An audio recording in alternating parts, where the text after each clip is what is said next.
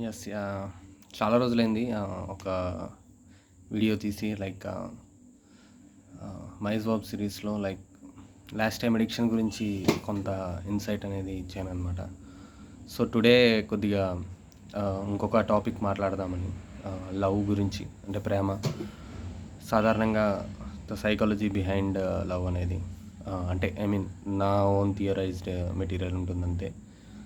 So mostly ప్రేమ అనేది it's ఒక emotion. అది ప్రతి మనిషిలోనూ ఖచ్చితంగా డ్రైవ్ అనేది ఉంటుంది. బై బర్త్ నుంచి చూసుకుంటే డ్రైవ్ అనేది స్లోగా బిల్డప్ అవుతూ ఉంటుంది. వేరే వేరే ఫ్యాక్టర్స్ దాన్ని ఇన్ఫ్లుయెన్స్ చేస్తూ ఉంటాయి. సబ్జెక్టివ్గా మనిషి ప్రేమిస్తాడు, కానీ దానిలో మళ్ళీ సబ్జెక్టివ్ ఇంటర్ప్రిటేషన్స్ చాలా ఉంటాయి. ఎవరిని, ఎందుకు, దేనికి, ట్రిగర్ ఏంటి, లేదంటే ఏ ఆస్పెక్ట్ని ప్రేమిస్తాడు, ఇట్లా రకరకాలుగా సబ్జెక్టివిటీ అనేది ఉంటుంది. It's either will be materialistic or non materialistic thing. ఒక ఫిజికల్ థియరీ, మైజ్ బాబ్స్ ప్రకారం చెప్పాలంటే both physical and psychological constructs ఉంటాయి.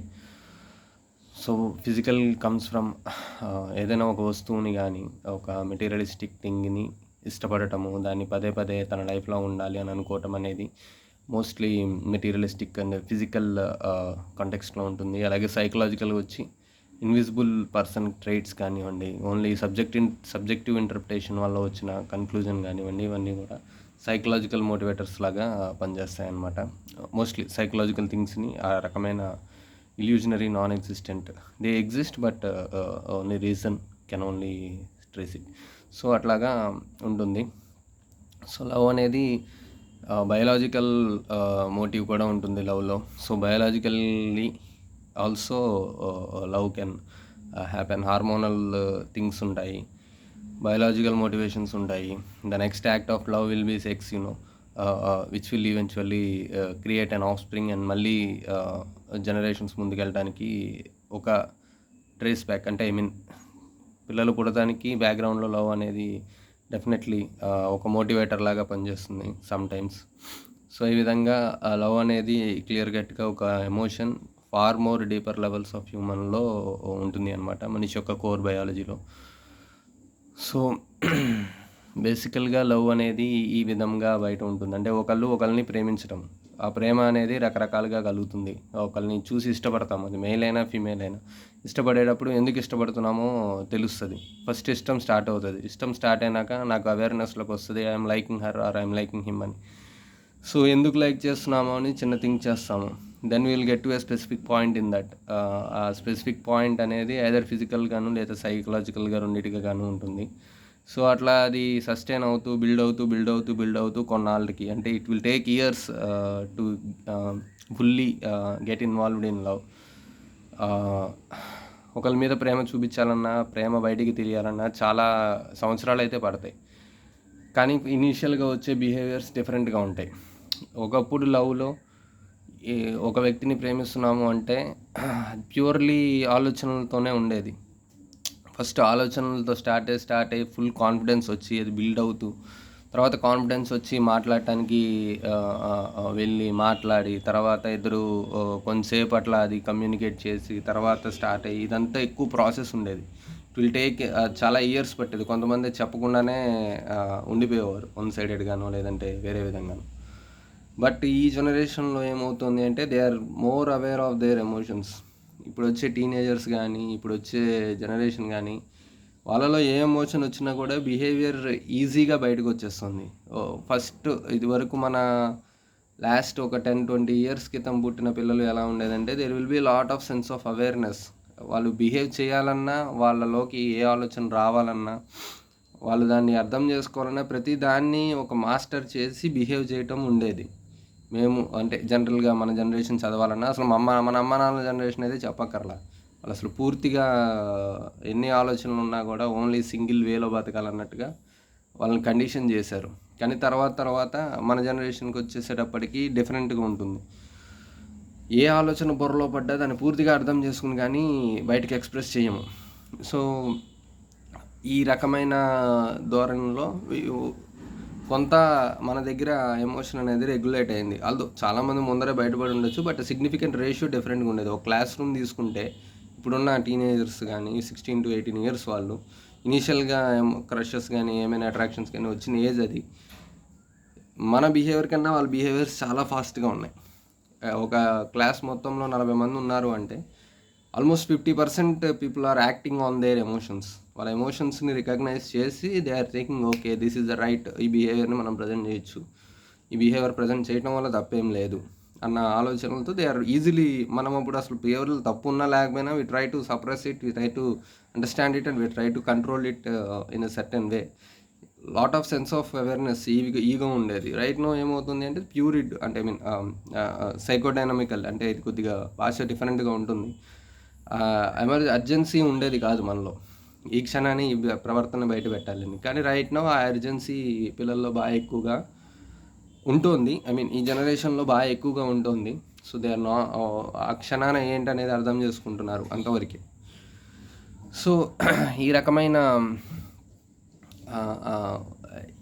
బిహేవియర్స్ అనేవి వస్తున్నాయి. Response to their emotions is very fast in this generation.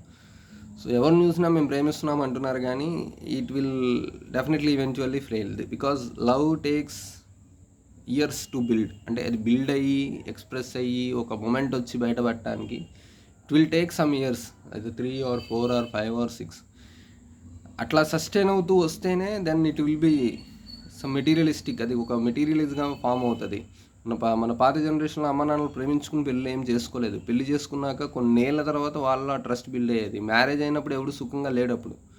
ఒక 10 years 8 years అయిన తర్వాత then they were very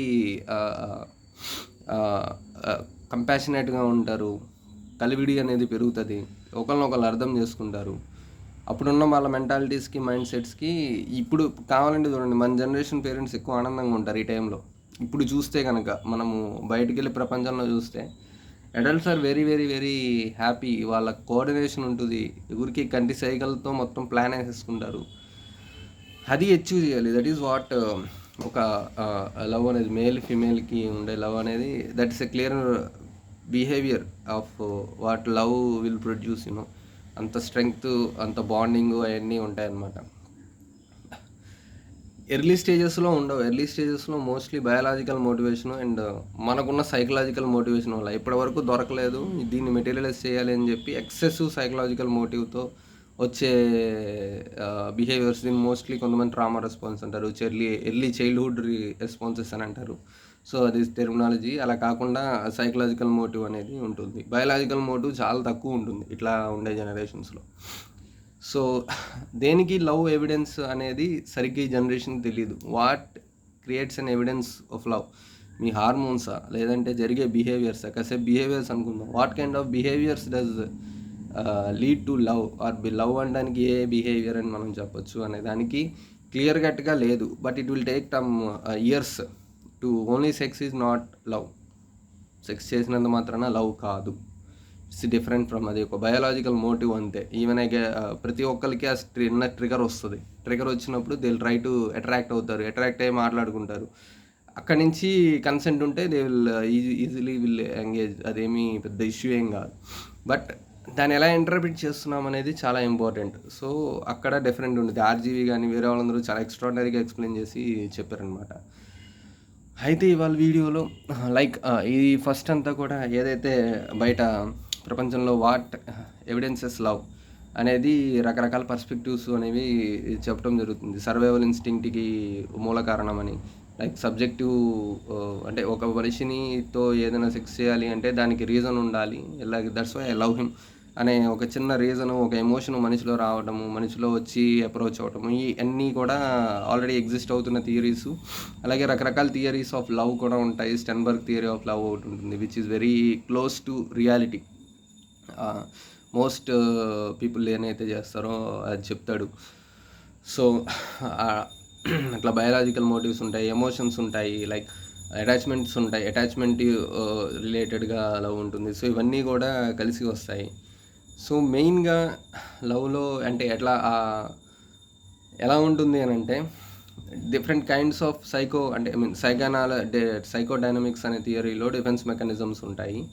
so అందులో కొన్ని డిఫెన్స్ మెకానిజమ్స్ వల్ల లవ్ అనేది సస్టైన్ అవుతుంది అనేది ఒక చిన్న ఎక్స్ప్లెనేషన్ నేను చేయడానికి ట్రై చేస్తున్నాను అనమాట. సో ఎక్కువ సైకాలజీ టెర్మినాలజీ వాడను, బట్ అర్థమయ్యే విధంగా చెప్తాను. సో ఆమ్నిపోటెన్స్ కంట్రోల్ అనేది ఉంటుందన్నమాట. Like external reality is part of my self, so I can control it. ఇది ఆమ్నిపోటెన్స్ కంట్రోల్ యొక్క డిఫెన్స్ మెకానిజం, డెఫినేషన్.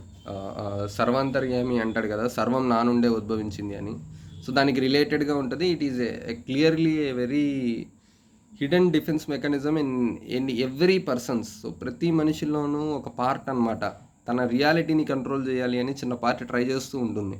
సో ప్రతిదాన్ని ఈవెన్చువల్గా అవాల్యుయేట్ చేస్తూ ఉంటుంది. నా ఫైనాన్షియల్ కండిషన్స్, నా పర్సనల్, మా ఫ్యామిలీ మెంబర్స్ హెల్త్, మా ఫ్యామిలీ మెంబర్స్ యొక్క బిహేవియర్స్, నా ఫ్రెండ్స్ యొక్క behaviours. Where there is a problem, so where can I control it. Problem ఎక్కడ ఉంది, నేను ఎక్కడ కంట్రోల్ చేయగలను. ఈ రకమైన చిన్న డిఫెన్స్ మెకానిజము మనిషిలో ఉంటుందన్నమాట. సో దాన్ని ఆమ్నిపోటెన్స్ కంట్రోల్ అని అంటాం. ఈ ఎక్సెసివ్లో ఉన్న వాళ్ళలో ఎక్కువ సైకోపాథిక్ ట్రైట్స్ అనేవి బాగా కనిపిస్తూ ఉంటాయి ఆమ్నిపోటెన్స్ కంట్రోల్లో ఎక్కువ ఉన్న వాళ్ళు. ఎందుకంటే ప్రతి ఒక్కరిని కంట్రోల్ చేయడానికి ట్రై చేసే వాళ్ళకి డెఫినెట్గా డిసప్పాయింట్మెంట్ ఎదురవుతుంది. No one can control anyone. So ఇది కొంతవరకు ఉంటుంది. అయితే లవ్లో దీని యొక్క ఎలా ఉంటుంది అంటే, మీరు శివుడిది ఒకటి ఉంటుంది ఫోటో, అర్ధనారీశ్వరుడు ఫోటో ఉంటుంది. అందులో ఏంటంటే తనలో సగ భాగాన్ని పార్వతీదేవికి ఇస్తాడు. సో దాన్ని చాలామంది ఏమనుకున్నారంటే మేల్ ఫిమేల్ ఒక జెండర్ అని ఇట్లా దాన్ని ఐడెంటిఫై చేశారు. But I think it has some other meaning also. So తను పార్వతీదేవిని ఒక రకంగా యాక్సెప్ట్ చేశారు అని చెప్పడానికి కూడా అది ఉంటుంది. ఎందుకంటే శివుడి గత ఎక్స్పీరియన్స్ చూసుకుంటే అట్లాగే జరుగుతాయి. ఒక సచీదేవిని ప్రేమించడం, తర్వాత తను అనుకోకుండా చనిపోవటం, ఇవన్నీ జరిగిన తర్వాత మేబీ తనకి శివుడి మెంటాలిటీలో ఆ రకమైన ఆలోచన ఉండకపోవచ్చు. ఏంటి వేరే వ్యక్తిని ఇష్టపడాలనో, లేదంటే తనని యాక్సెప్ట్ చేయాలనో అట్లా ఏమీ ఉండిపోవచ్చు బహుశా.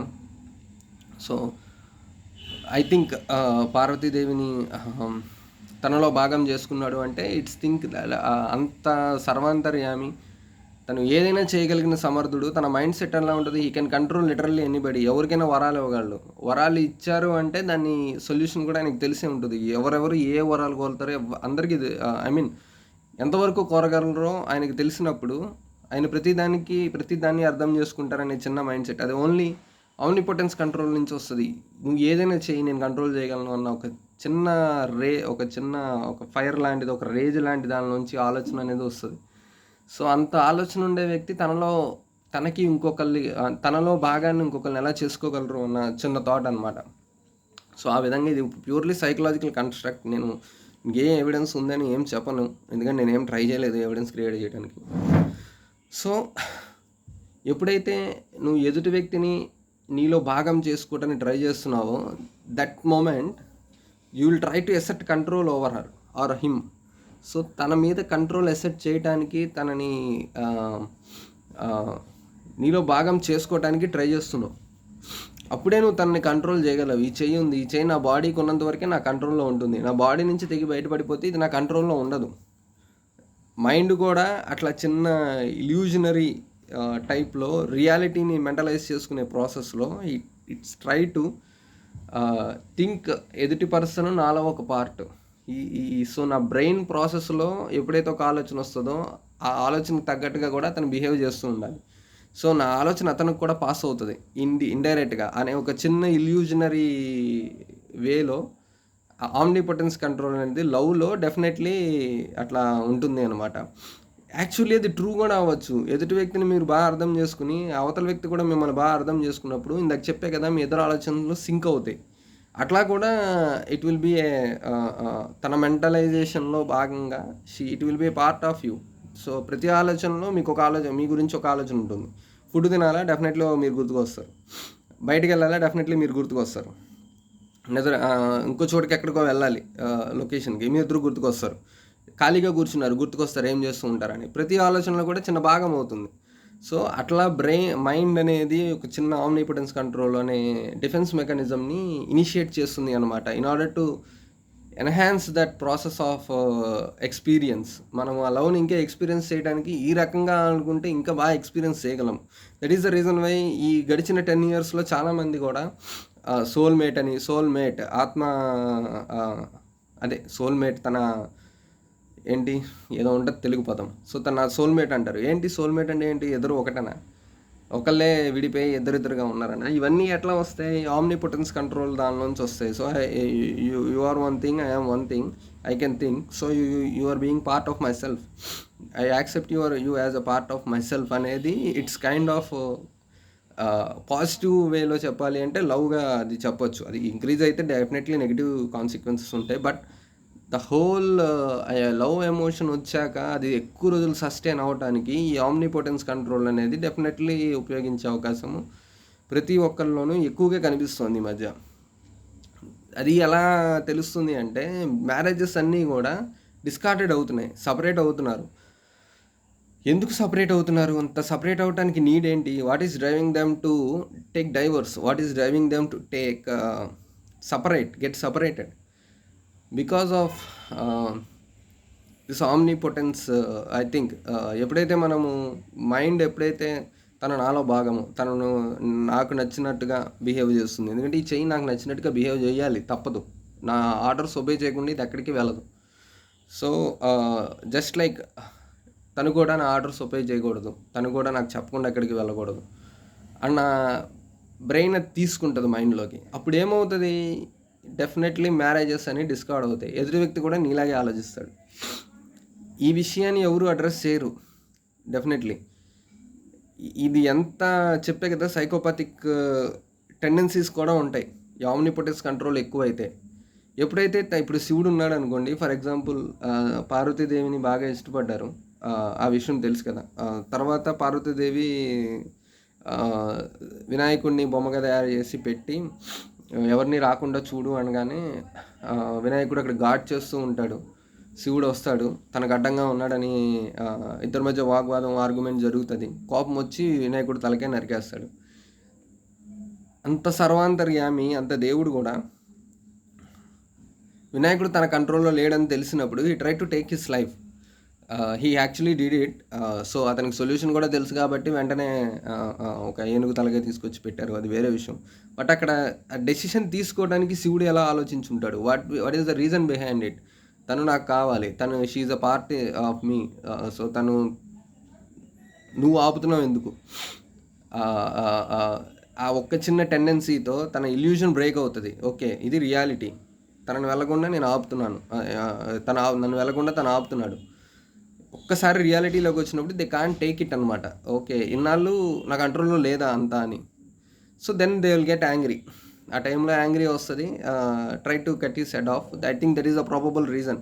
శివుడు అంత వైలెంట్గా ఎందుకు రియాక్ట్ అయ్యాడు అని అనడానికి నాకు తెలిసి that is a probable reason behind it.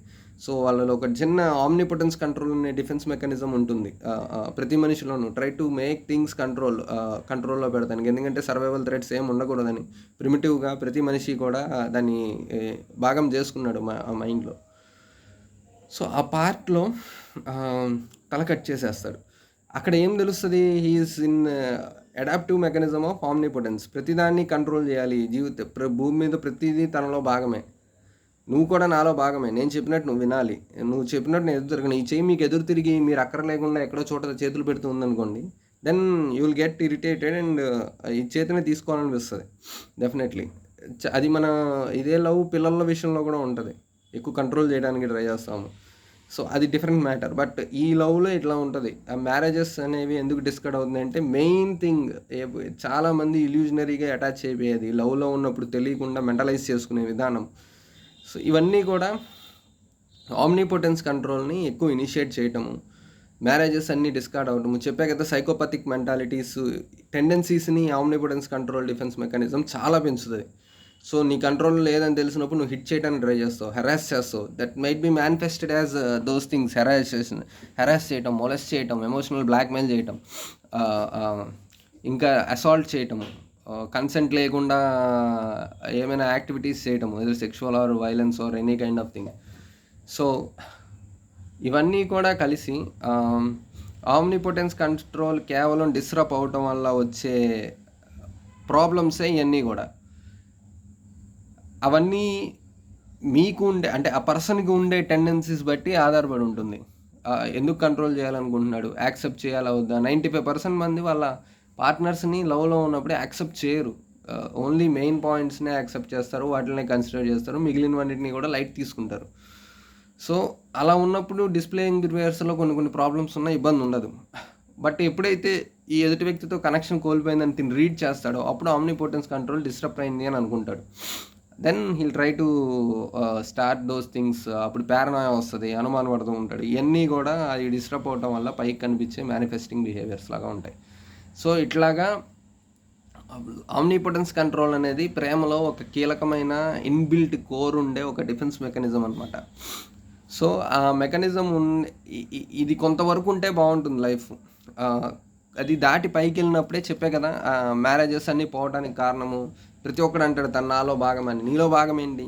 ఎట్లా అవుతారు నీలో భాగము? అతుక్కుని ఉన్నారు ఇద్దరు? లేరు కదా. మీ ఆలోచనలు అలా అతుక్కుని ఉన్నాయి అంతే. ప్రతి ఆలోచనలో తన గురించి ఒక ఆలోచన వస్తుంది, వాడి గురించి ఒక ఆలోచన వస్తుంది, అంతే తప్ప మీ ఇద్దరేం అతుక్కుని లేరు కదా. ఎందుకని కంట్రోల్ చేయడానికి ట్రై చేయటం. సో ఇవన్నీ కూడా ఆ రకంగా ఏర్పడేవి. అండ్ దట్ విల్ డెఫినెట్లీ, ఎందుకంటే అది చాలా ఇంక్రీజ్ చేస్తాయి. ప్రస్తుతం ఉండే జనరేషన్స్లో ఇండివిజువాలిటీ ఎక్కువ ఉంటుంది. అథెంటిక్ లవ్ అనేది I don't think people can feel in nowadays. నాకు చాలా అనిపిస్తుంది, అంటే ఈ జనరేషన్స్లో ఏదైతే ఉంటుందో మల్టిపుల్ పర్సన్స్ని లవ్ చేస్తున్నామని టీనేజర్స్ నుంచే అది బిల్డ్ చేసుకుంటూ వెళ్తారు. ఒక స్టేజ్కి వెళ్ళాక ఇప్పుడు ప్రతి మనిషిలోనూ కొత్తదనం ఉంటుంది, ఒక్కొక్కరికి ఒక్కొక్క యూనిక్ క్వాలిటీ ఉంటుంది. అది అచీవ్ చేసి తెలుసుకున్నప్పుడు మిగిలినంత బోర్ కూడా వేస్తుంది. ఇంకా ఫస్ట్ టైం లవ్ చేశాను అనుకోండి, అప్పుడు నేను లవ్ని తెలుసుకుంటున్నట్టు. సెకండ్ టైం అది బ్రేకప్ అయ్యి సెకండ్ టైం లవ్ చేస్తున్నానంటే లవ్ గురించి తెలిసిపోయింది నాకు, పర్సన్ గురించి ఏంటనేది తెలుసుకుంటున్నాను అనుకోవచ్చు. థర్డ్ టైం కూడా ఓకే, పాత రిలేషన్షిప్లో ఎక్స్ప్లోర్ చేయనివి ఏమైనా ఉంటే ఎక్స్ప్లోర్ చేస్తాను. ఇంకా ఫోర్త్లో ఎక్స్ప్లోర్ చేయడానికి ఏముంటుంది? ఏముండదు. అప్పుడు ఏమవుతుంది, అసలు మీరు ఎందుకు ఏ ప్రేమ కలుగుతుందో తెలియదు అనమాట. ఎందుకు మీరు అమ్మాయిని ఇష్టపడుతున్నారో తెలియదు, అబ్బాయిని ఇష్టపడతారో తెలియదు. ఇలా మల్టిపుల్ పార్ట్నర్స్ మనకి రిలేషన్షిప్స్లో ఉండటం వల్ల జనరల్ ఐడియా ఆఫ్ ఒక relation, general idea of a female and general idea of a male definitely will quality అనేది తగ్గిపోతుంది. అప్పుడు ఏమవుతుంది, what is the purpose of your living? అంటే ఇంకా నువ్వు ఈ లవ్ అనే దానిలో లివ్ చేయడానికి అర్థమేముంటుంది? You are experiencing nothing. ఒక 3 రిలేషన్షిప్ తర్వాత you can not experience anything in that relationship. Just ఏదో నామకే వాస్తే ఉంటుంది అంతే తప్ప relation nothing will come out of it. So then అప్పుడు నీకు ఎక్స్ప్లోర్ చేయడానికి ఏం ఉండదు. ఇప్పుడు సింగిల్ ఆర్ డ్యూయల్ రిలేషన్షిప్స్లో ఉన్న వాళ్ళకి at least they will have something to explore. అక్రమ సంబంధం అనేది ఇల్లీగల్గా తప్పు కానీ లీగల్గా తప్పు కానీ, but a person experiencing will be having lot of fun ఉంటుంది ఒక రకంగా. చాలామంది దాన్ని ఫన్గా తీసుకుంటారు. అలాగని సింగిల్ రిలేషన్షిప్ ఏం తప్పట్లేదు. సింగిల్ రిలేషన్షిప్ కూడా it is very unique kind of thing. కంట్రోల్లో ఉంటే చెప్పే కదా, ఆమ్నిపోటెంట్ కంట్రోల్ని తగ్గించుకుంటే డెఫినెట్లీ సింగిల్ రిలేషన్షిప్స్ బాగుంటాయి. ఒక పర్సన్తో రిలేషన్షిప్ బాగుంటుంది. మల్టిపుల్ ఎట్ ఏ టైం 2 పర్సన్స్తో రిలేషన్ అనేది ఒక రకంగా బ్రెయిన్కి ఛాలెంజింగ్గా ఉంటుంది. ఆ టైంలో వాడి ప్రాబ్లమ్ సాల్వింగ్, క్రియేటివిటీ పెరుగుతాయి. సో దాన్ని డిఫరెంట్గా మేనేజ్ చేయటం ఇట్లా చేస్తూ ఉంటారు. అట్లీస్ట్ బ్రెయిన్కి కొంత అడ్రినలిన్ లేదంటే ఈ ఎమోషను ఇవన్నీ బాగా కిక్కిస్తూ ఉంటాయి వాడికి. So that's why most people అది ఎంగేజ్ చేయడానికి ఇష్టపడతారు, ఇల్లీగల్ అని తెలిసినా తప్పని తెలిసినా. బికాస్ హ్యూమన్ టెండెన్సీ అలా ఉంటుంది ఆ టైంలో. వన్స్ దే సక్సీడ్ అయితేనే ఇదంతా జరిగేది. రివార్డింగ్గా ఉండి సక్సీడ్ అయితేనే, అది రివార్డింగ్గా ఉంటేనే అట్లా ఉంటుందన్నమాట. సో ఆ విధంగా లవ్ అనేది ఆమ్నిపోటెన్స్ కంట్రోల్ అనేది డెఫినెట్లీ ఒక పార్ట్ అనేది ప్లే చేస్తుంది. అంటే కల్చరల్గా చూసుకుంటే ఆ ఎగ్జాంపుల్ ఇవ్వడానికి ట్రై చేశాను. అప్పుడు కూడా అంతే. శివుడు తన జీవితంలో మీరు అన్నీ చూసుకుంటే ఎక్కువ ఆమ్నిపోటెన్స్ కంట్రోలే ఉంటుంది. టోటల్లీ కంట్రోల్ చేయడానికి ట్రై చేస్తూ ఉంటాడు. సో అందుకే శివుడిది చాలామందికి అర్థం కాడు. ఎందుకు అర్థం కాడు అంటే అన్ప్రిడిక్టబుల్గా ఉంటారు, వరాలు ఇష్టం వచ్చినట్టు ఇచ్చేస్తారు. ఆయనని అంత వరం ఇవ్వగలిగిన వారికి కంట్రోల్ చేయడం తెలియదా? ఏ వరాన్నైనా కోరుకోమని అతనికి దాన్ని కాన్సిక్వెన్సెస్ని ఛాలెంజ్ చేయడం తెలియదా? డెఫినెట్లీ తెలుసు. అందుకే అంత వరాలు ఇస్తారు. లేదంటే ఎందుకు ఇస్తారు? ఎవరు కదా. సో అంత మిస్టీరియస్ అంత ఉండడానికి కారణం ఏంటంటే ప్రపంచం మొత్తాన్ని తనలో ఒక భాగం చేసుకున్నాడు. తనలో భాగం చేసుకున్నప్పుడు ఆబ్వియస్లీ చెప్పే కదా, మీకు నచ్చినట్టు జరగాలనే ఒక చిన్న టెండెన్సీ అనేది ఉంటుంది. దానికి ఎదురు చెప్పరు కూడా మీరు. సో అది ప్రేమలో ఎక్కువైనప్పుడే లవ్ అనే ఎమోషన్ డ్యామేజ్ అయ్యి definitely there will be problems in that. ఆ రిలేషన్షిప్లో ప్రాబ్లమ్స్ వస్తాయి ఎప్పుడైతే ఆమ్నిపోటెన్స్ కంట్రోల్ ఫుల్గా పెరుగుతుందో. ఆ మనిషి ఆమ్నిపోటెన్స్ కంట్రోల్ని ఎందుకు అడాప్ట్ చేసుకున్నాడు అనడానికి అతని పర్సనల్ హిస్టరీ కానీ చైల్డ్హుడ్ ట్రామా కానీ ఏమైనా ఉంటే అది ఉండొచ్చు. బట్ ఎక్కడైతే రేషనాలిటీ తగ్గి ఈ ఆమ్నిపోటెన్స్ కంట్రోల్ ఎక్కువ ఉంటుందో డెఫినెట్లీ దాని తర్వాత ఇంకా వేరే వేరే వస్తూ ఉంటాయి. ప్రొజెక్టివ్ ఐడెంటిఫికేషన్ అని ఏదో రకరకాల సైకలాజికల్ టర్మ్స్ ఉంటాయి దానికి. సో ఎదుటి వ్యక్తి మీ కంట్రోల్లో ఉండరని తెలుసుకున్నప్పుడు లవ్ ఇంకొద్దిగా టేస్ట్ఫుల్గా ఉంటుంది. ఓకే, వాళ్ళకి ఏం కావాలో చేయటము. అప్పుడు మీలోంచి ఒక మోటివేషన్, మీ ఎక్స్ప్రెషన్ బయటపడుతుంది తప్ప నాకు నచ్చినట్టే నువ్వే ఉండాలి అనే ఒక చిన్న సిల్లీ మెంటాలిటీ రాదు. సో ఇది అర్థం అవడానికి చాలామందికి టైం పడుతుంది. తన ఇష్టాలే నా ఇష్టాలు ఏంటి, అదే కదా పార్ట్ ఆఫ్ ఇట్, అదే కదా నాకు నచ్చినట్టు నువ్వు ఉంటాము. ఇండైరెక్ట్గా చెప్పడానికి soulmate, it comes from that. Soulmate అని అనుకుని ప్రేమించినోడు ఎవడూ సక్సెస్ అవ్వాల. ఎందుకంటే definitely your mind structure will kick in and definitely it will throw you out because of you. So ప్రేమ అనేది ఒక simple experience thing. It will give you a lot. If అది కనుక సస్టైన్ అవ్వటం మొదలెడితే మనిషిలో చాలా ఇస్తుంది. సో అదే పెరిగితే చాలా డ్యామేజెస్ కూడా చేస్తుంది.